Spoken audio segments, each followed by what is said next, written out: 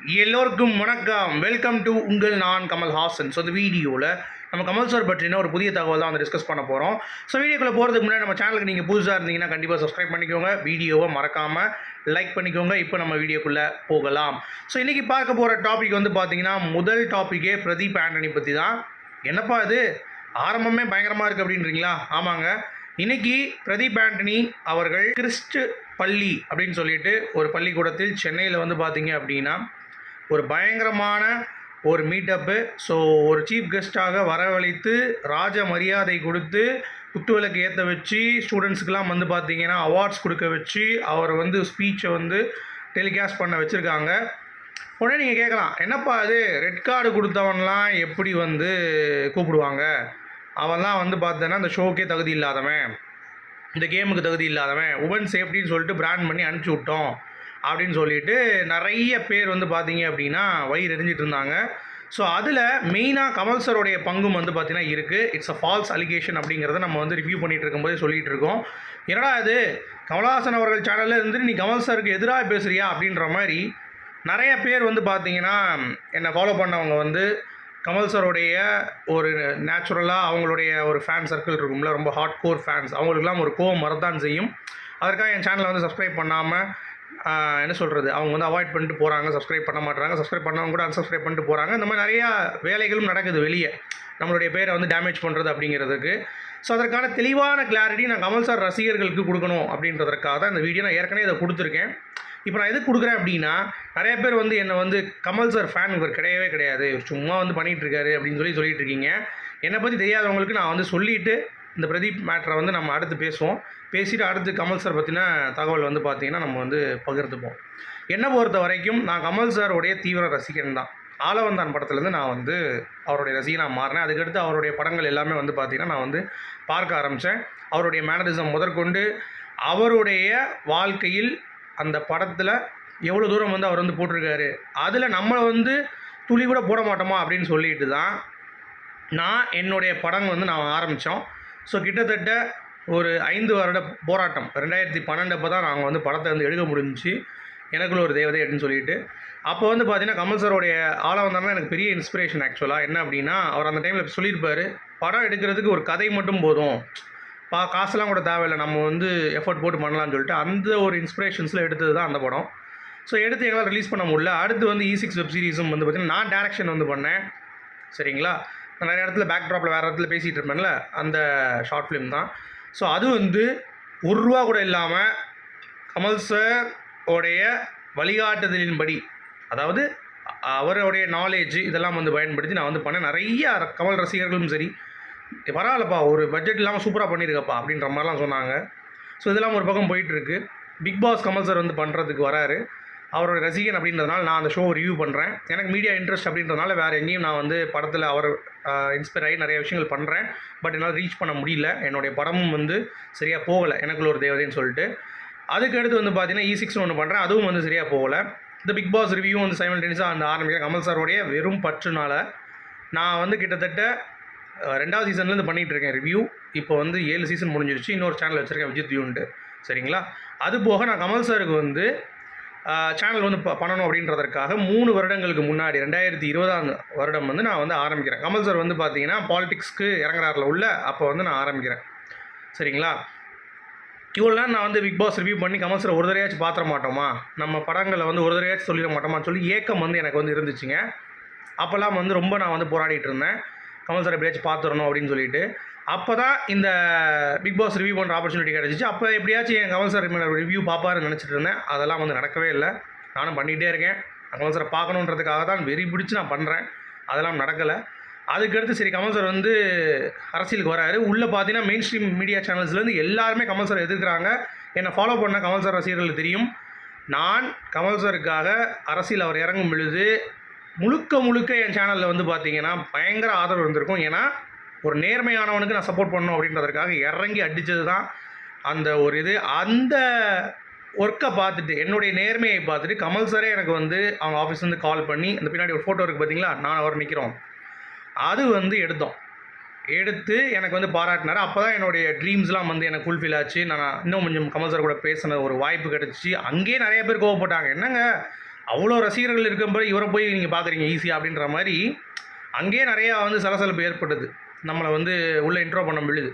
சரிங்களா? ஸோ எல்லாத்துக்கும் வயிற்றுச்சல் அப்படிங்கிறது இருக்க தாங்க செய்யும். ஏன்னா நம்ம வந்து ஈஸியாக பார்த்துட்டோம். இத்தனை பேர் இருக்கிறப்ப என் பேர் கூட தெரியாது. நிறைய பேர் கூட ஃபீல் பண்ணாங்க, நான் இவ்வளோ நாள் மன்றத்தில் இருக்கேன், என் பேர் கூட கமல் சார் தெரியாது, நீ என்ன பெரிய ஒரு 2 வருஷம் 3 வருஷம் இருந்துட்டு அப்படின்ற மாதிரி சொல்கிறீங்க. அது உன்னுடைய உழைப்புன்னு ஒன்று இருக்குல்ல. சும்மாலாம் உட்காந்து யூடியூப்பில் வீடியோ போட்டு நான் வந்து சம்பாதிக்கலைங்க. கமல் சாரை பற்றி பேசியிருக்கேன். சும்மாலாம் கமல் சாரை பற்றி பேசி காசு பார்க்க முடியாது. இப்போ உங்களுக்கு வந்து கமல் சார் பிடிச்சாதான் அவங்கள பற்றி நீங்கள் இன்ட்ரெஸ்டிங்காக பேச முடியும். சரியா?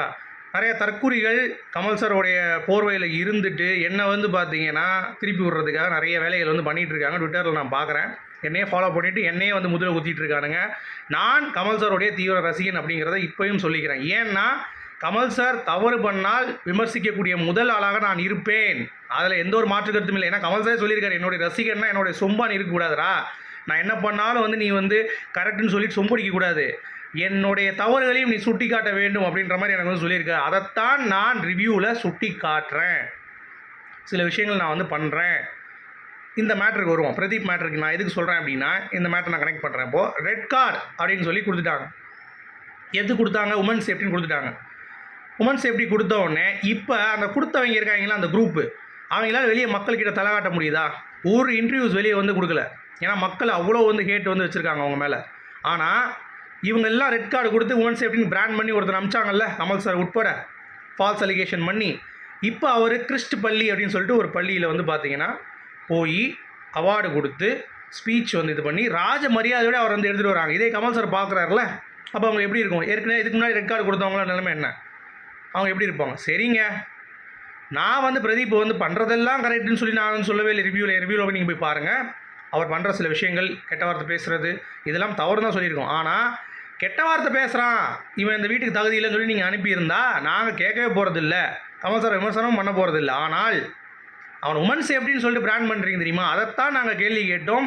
அவருடைய ஹோஸ்ட் வந்து நடுநிலையாக இல்லை அப்படிங்கிறத விமர்சித்தோம். இதில் என்ன தப்பு இருக்குது? அது என்னுடைய ஒரு ஷோவோடைய ரிவ்யூங்க. அதை வைத்து நான் கமல் சார் ரசிகன் இல்லைன்னு சொல்கிறதுக்கு நீங்கள் யார்றா? நான் திமுறா சொல்லுவேன், நான் கமல் சாரோட ரசிகன் தான், அவரை விமர்சிப்பேன். டிஎம்கேயில் போய் அவரை போய் ஃபஸ்ட்டு போய் எடுத்துகிட்டு போய் நான் ஊழலுக்கு எதிராக சொல்லிட்டு அதுக்கடுத்து டிஎம்கே சேர்ற மாதிரி பண்ணோன்னே முதல் வீடியோ எடுத்துப்பார் என் வீடியோவை. நான் தான் அவரை வந்து சொல்லியிருப்பேன், சார் அந்த மாதிரி பண்ணக்கூடாது, நீங்கள் டிஎம்கேக்கு எதிராக இருந்துட்டு இப்போல்லாம் வந்து போகாதீங்க அப்படின்னு சொல்லி நான் தான் வார்ன் பண்ணி ஒரு வீடியோ போட்டிருப்பேன். நான் அப்படி தான் பண்ணுவேன். யாருன்னா கமல் சார் ரசிகன் நான். சரியா? அதெல்லாம் விட்டு கொடுக்க முடியாதுங்க. கமல் சாரை நான் அப்படி தான் வந்து பண்ணுவேன். அதுக்கடுத்து உங்கள் இஷ்டம், நீங்கள் வந்து தொடரணுமோ தொடரக்கூடாதோ அப்படிங்கிறத நான் வந்து அதுக்கடுத்து நான் யாரையும் வந்து புல் பண்ணி எடுத்து போகிற முடியல. நான் வந்து அதுவும் பண்ணவும் மாட்டேன். எனக்கு அந்த மாதிரிலாம் வந்து எதுவும் கிடையாது. சரியா? நான் அவருக்கு இருக்கிற வரைக்கும் நான் வந்து வீடியோஸ் பண்ணுவேன். அதை கேட்குறது ஒருத்தருக்கு ரைட்ஸ் கிடையாது. நீங்கள் பாருங்கள், பார்க்காம போங்க, எனக்கு தெரியாது. கமல் சாருக்காக அவருடைய அந்த ஒரு அரசியல் பயணத்துக்காக இப்போ நாடாளுமன்ற தேர்தலுக்கு நான் போட தான் போகிறேன். எனக்கு அதை பற்றிலாம் இது கிடையாது. அவரை சப்போர்ட் பண்ணணும், ஜென்யூனிட்டியாக அவரை வந்து நான் வந்து முழு மனதாக நான் சப்போர்ட் பண்ணுவேன் அப்படிங்கிறதையும் நான் தெரிவிச்சிக்கிறேன். ஆனால் அவர் செய்த தவறாக இருந்தாலும் நான் வந்து சுட்டி காட்டுவேன் அப்படிங்கிறதையும் ஆணித்தரமாக நான் சொல்கிறேன். இதில் வந்து எனக்கு எந்த ஒரு பயமும் கிடையாது. அது மூலமாக எனக்கு என்ன நீங்கள் வந்து பண்ணாலும் எனக்கு அது ஒன்றும் பிரச்சனை கிடையாது. ஏன்னா நான் கமல் சாரோடைய உண்மையான ரசிகன். சரிங்களா? ஸோ நான் வந்து சொம்பு தூக்கி கிடையாது. அவர் பண்ணுறதெல்லாம் கரெக்டுன்னு சொல்கிற ஒரு கிடையாது. அது அவரே விரும்ப மாட்டார். நீங்கள் கமல் சார்ட்டே போய் நான் வந்து கூடு கும்பிட்டு போட்டு உங்கள் கூடயே நான் இருக்கேன் அப்படின்ற மாதிரி சொல்லி நம்ம அவரே வந்து போட அப்படின்றார். சரிங்களா? ஏன்னா அவரோட ரசிகன் வந்து யோசிக்கும் தன்மை இருக்குது, அவங்க திங்க் பண்ணுற கேப்பபிலிட்டி இருக்குது. அப்படி தான் அவர் வந்து அவரோட ரசிகரை வந்து உருவாக்கியிருக்காரு. நீங்கள் வந்து அவங்களுக்கு வந்து நீங்கள் செய்கிறதெல்லாம் கரெக்டுன்னு சொல்லிட்டு நம்ம வந்து பண்ணிகிட்டு இருந்தோம் அப்படின்னா ப்ராப்பராக நீங்கள் ரசிகராக இல்லைன்னு அர்த்தம். நீங்கள் உங்களுக்கு அந்த ஸ்கில்ஸ் இல்லைன்னு அர்த்தம். அப்படி தான் நான் பார்க்குறேன். சரிங்களா? ஸோ இதுதான் வந்து டு தி பாயிண்டில் பிரதீப் விஷயத்தில் ஃபால்ஸ் அலிகேஷன் வச்சு கமல் சார் வந்து அவர் பண்ணது இப்போ அவருக்கு ஒரு அதிர்ச்சியாக இருக்கும். இவ்வளோ தூரம் வந்து ஒரு விஷயம் நடக்குது, அவருக்கு வந்து ஆதரவாக ஒரு பள்ளியில் கொண்டு போய் அவர் பேச வைக்கிறாங்க அப்படிங்கிறப்ப கமல் சாருக்கு இது மிகப்பெரிய ஒரு பின்னடைவாக தான் இருக்கும் அப்படிங்கிறதுல எந்த ஒரு மாற்று கருத்தும் இல்லை. அதை நான் வந்து ஆணித்தரமாக சொல்கிறேன். கமல் சார் செய்த தவறு தான் இது வந்து நான் நியாயப்படுத்த விரும்பலை. சரியா? தவறுனா தவறு அப்படிங்கிறத நான் சொல்லிக்கிறேன். அடுத்து சந்தோஷ் நாராயணன் அவர்கள், கல்கி மியூசிக் டைரக்டர், அவர் வந்து பார்த்தீங்க அப்படின்னா மேஜராக மியூசிக் ரெக்கார்டிங் அப்படிங்கிறது வந்து மிகப்பெரிய ஒரு விஷயமா இந்த படத்துக்கு வந்து சேலஞ்சிங்காக இருக்குது. ப்ளஸ் வந்து ஒரு கன்சர்ட்டே நான் வைக்க போகிறேன், அந்தளவுக்கு வந்து ஆல்பம்ஸ் வந்து இருக்குது. இல்லை சின்ன சின்ன பிட்ஸாக வந்து பார்த்தீங்கன்னா ஸ்கோர் பண்ணியிருக்கேன். என்னோடய இதிலே வந்து இது ஒரு புது விதமான ஒரு படமாக இருக்கும் அப்படின்ற மாதிரி கமல் சார் வில்லனாக நடிக்கிறாரில் அந்த படத்துக்கு மியூசிக் போடுற சந்தோஷ் நாராயணன் அவர்கள் வந்து பேசியிருக்காரு.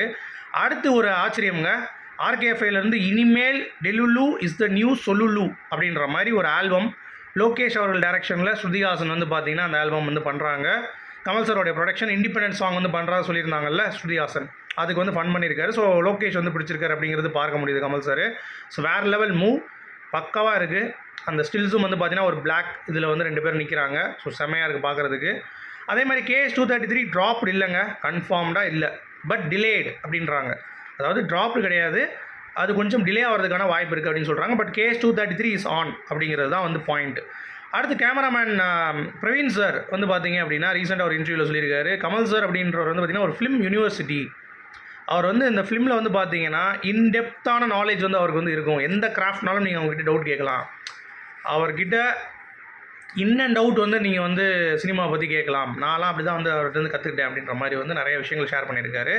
அப்புறம் வெற்றி விழா படம் பிரைம் வீடியோ, கமல் சாரும் இளைய திலகம் பிரபுவும் நடித்த திரைப்படம் ரீமாஸ்டர்டு டிஜிட்டலி வந்து பார்த்திங்கன்னா மாஸ்டர்ட் ஆகிட்டு ரிலீஸ் ஆகிருக்கு. ஸோ பாருங்கள் அப்படிங்கிறது தான். அடுத்து கமல் சார் வந்து பார்த்திங்கன்னா விஜய் அவர்களை இதுக்கு முன்னாடி ஒரு மீட்டிங்கில் அவார்ட்ஸ் கொடுக்கும் பொழுது இன்னும் நிறைய வேலை இருக்குது அப்படின்ற மாதிரி அன்றே கணிச்சிருக்காரு.